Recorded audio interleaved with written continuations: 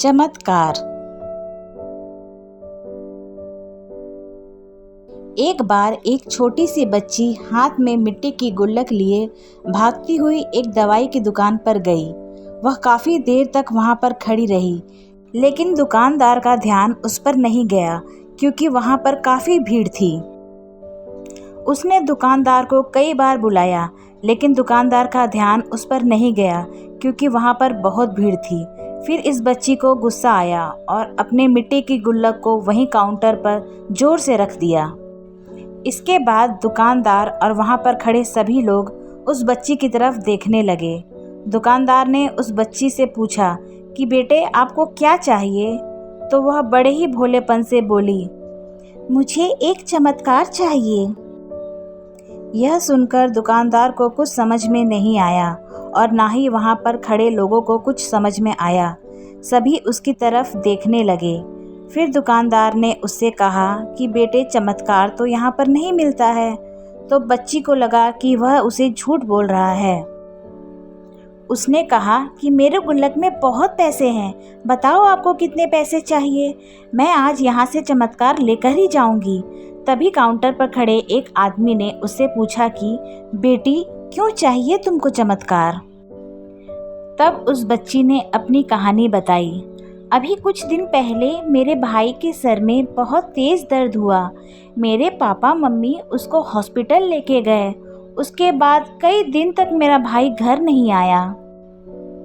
मैंने बहुत बार अपने पापा से पूछा, लेकिन उन्होंने मुझे कुछ नहीं बताया। वो बार बार यही बोलते रहे कि वह कल आ जाएगा, लेकिन वह अभी तक घर नहीं आया है। तभी मैंने देखा कि मम्मी रो रही थी और पापा उनसे कह रहे थे कि हमारे बेटे के इलाज और दवाइयों के लिए जितने पैसे चाहिए उतने पैसे मेरे पास नहीं हैं। अब उसको कोई चमत्कार ही बचा सकता है। तब मुझे लगा कि मेरे पापा के पास अगर पैसे नहीं भी है तो क्या हुआ, मेरे पास तो है। इसलिए मैंने जितने भी पैसे जोड़ रखे थे वह सारे पैसे लेकर मैं इस दवाई की दुकान पर आई हूँ ताकि चमत्कार खरीद सकूं। फिर उस आदमी ने बच्ची से पूछा कि कितने पैसे हैं तुम्हारे पास?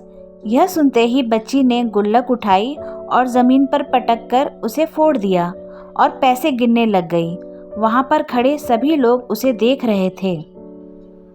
थोड़ी देर बाद उसने सारे पैसे इकट्ठे किए और बोली, मेरे पास पूरे 19 रुपए हैं।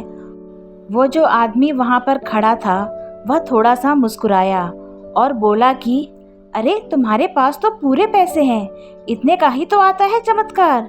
यह सुनकर वह बच्ची बहुत खुश हो गई और बोली, चलो मैं आपको अपने पापा से मिलवाती हूँ। बाद में पता लगा कि वह आदमी कोई आम आदमी नहीं था, बल्कि एक बहुत बड़ा न्यूरो सर्जन था और उसने सिर्फ 19 रुपए में उसके भाई की सर्जरी कर दी। उसका भाई कुछ दिन बाद ठीक होकर घर वापस आ गया। फिर कुछ दिन बाद वह बच्ची, उसका भाई, उसके पापा और मम्मी चारों एक साथ बैठे हुए थे और बात कर रहे थे। तभी उसकी मम्मी ने उसके पापा से पूछा कि अब तो बता दो, यह चमत्कार आपने किया कैसे? तब उन्होंने अपनी बेटी की तरफ देखकर कहा, चमत्कार मैं नहीं, इसने किया है। तो यहाँ पर एक बहुत बड़ी सबक है जो हम उस छोटी सी बच्ची से सीख सकते हैं। ज़िंदगी में कभी कभी ऐसा होता है कि हमको कोई रास्ता नज़र नहीं आ रहा होता है और हम लोग हिम्मत हार जाते हैं। तब हमारे अंदर एक बच्चा होता है जो कोशिश करने से कभी पीछे नहीं हटता है।